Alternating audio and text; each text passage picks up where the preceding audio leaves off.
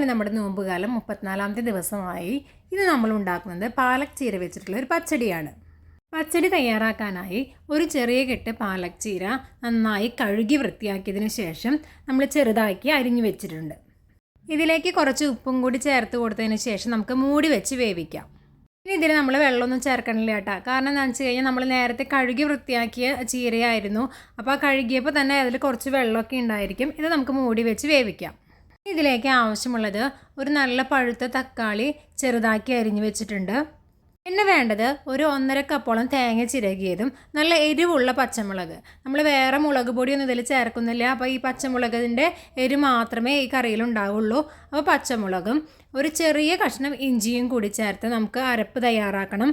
അരപ്പ് തയ്യാറാക്കാൻ വേണ്ടിയിട്ട് അതിൽ ഒരു കപ്പോളം നല്ല കട്ടിയുള്ള പുളിയുള്ള തൈരും കൂടി ചേർത്ത് കൊടുത്ത് അരച്ചെടുക്കാം. ഇനി ഇത് നമുക്ക് മറ്റൊരു പാത്രത്തിലേക്ക് മാറ്റി വയ്ക്കാം.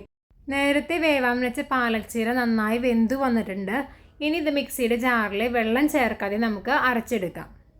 തേങ്ങയും തൈരും കൂടി അരച്ചതും നമ്മുടെ പാലക് ചീര നന്നായി മിക്സിയിൽ അരച്ച് വെച്ചിട്ടുണ്ടായിരുന്നില്ലേ, അതും കൂടി ഒരു പാത്രത്തിൽ ചേർത്ത് കൊടുക്കാം. ഇതിലേക്ക് തക്കാളി അരിഞ്ഞതും കൂടി ചേർത്ത് നന്നായി യോജിപ്പിച്ച് കൊടുക്കാം. എല്ലാം യോജിപ്പിച്ച് കൊടുത്തതിന് ശേഷം നമുക്കൊന്ന് ചൂടാക്കി എടുക്കാം. തിള വന്നു തുടങ്ങി. ഇനി നമുക്ക് ഫ്ലെയിം ഓഫ് ചെയ്ത് അതിലേക്ക് കടുക് പൊട്ടിച്ച് ചേർക്കാം. പാനിൽ എണ്ണ ചൂടാക്കി അതിലേക്ക് 1/2 ടീസ്പൂൺ കടുകും 1/2 ടീസ്പൂൺ ഉഴുന്നുപരിപ്പും ചേർത്ത് കൊടുക്കാം. ഉഴുന്നുപരിപ്പ് മൂത്ത് വന്ന് കളർ മാറിയതിന് ശേഷം അതിലേക്ക് 3 വറ്റൽമുളകും കുറച്ച് വേപ്പിലയും ചേർത്ത് കൊടുത്ത് മൂപ്പിച്ചെടുക്കാം. ഇനി ഇത് നമ്മുടെ കറിയിലേക്ക് ചേർത്ത് കൊടുക്കാം. അപ്പോൾ സ്വാദിഷ്ടമായ പാലക് ചീര പച്ചടി തയ്യാറായിട്ടുണ്ട്. എല്ലാവരും ട്രൈ ചെയ്യുമെന്ന് വിചാരിക്കുന്നു. താങ്ക്